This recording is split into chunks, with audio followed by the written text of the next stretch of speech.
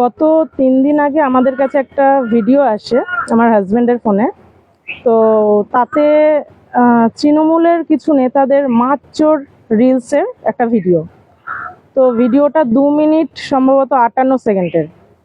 শেষের দিকে আমার ফেসবুকে ছাড়া দুটো ফটো নিয়ে এআই এর মাধ্যমে আমার হাজবেন্ডের মুখের জায়গায় একজন তৃণমূল নেতার মুখ দেওয়া এবং আমার একটা ছবি, কেক খাওয়ানো ছবি, তাতে একজন তৃণমূল নেতা আমার গালে কেক তুলে দিচ্ছে, এরকম একটা ছবি এআই এর মাধ্যমে রিলসের মাধ্যমে ভাইরাল করা হয়।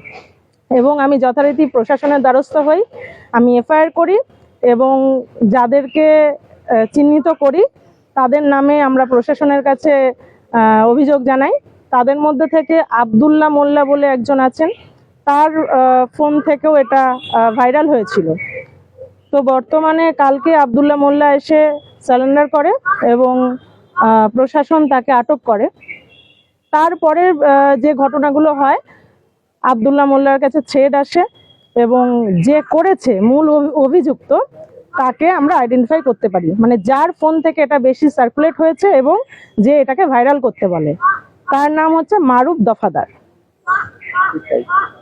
আমরা তো সত্য ঘটনাটাকে সামনে আনতে চাইছি, এখন প্রশাসনের দ্বারস্থ হয়েছি। প্রশাসন যেটা করবে, আমাদের যেখানে যেখানে জানানোর আমরা সেখানে সেখানে জানিয়েছি এবং এর কঠোর শাস্তি হোক। একজন মহিলার ফটো নিয়ে ফেসবুক থেকে বিভিন্ন মাধ্যমে ছড়িয়ে এটাকে অপপ্রচার করছে, এর তো শাস্তি হওয়া দরকার।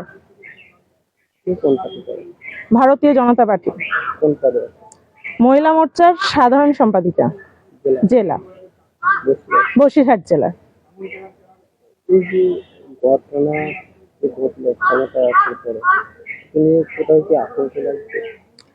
আতঙ্ক বলতে তৃণমূলের এতটাই ক্ষমতা, এখনো পর্যন্ত তারা যে কার নেতৃত্বে, কার ক্ষমতায়, এখনো পর্যন্ত এই দৌরাত্ম্য দেখিয়ে যাচ্ছে। আমরা তো এটা ভেবেই ভয়ে রয়েছি যে তাদের পায়ের তলার মাটি এখনো শক্ত নেই, তারপরেও তারা এই দৌরাত্ম্য দৌড়িয়ে যাচ্ছে কেন?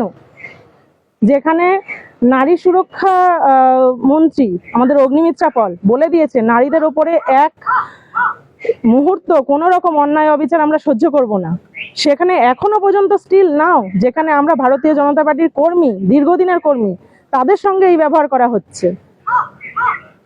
আমি আমার ওপর নেতৃত্বকে বলবো বিষয়টাকে নজরদারি করার জন্য এবং আমার প্রশাসনকে আমি জানাবো যাতে এর ব্যবস্থা নেয়। হ্যাঁ, অবশ্যই জানিয়েছি, সবাইকেই জানিয়েছি, ঠিক আছে, ওপর নেতৃত্বে সবাইকেই জানিয়েছি। অন্তরা সাহা চক্রবর্তী,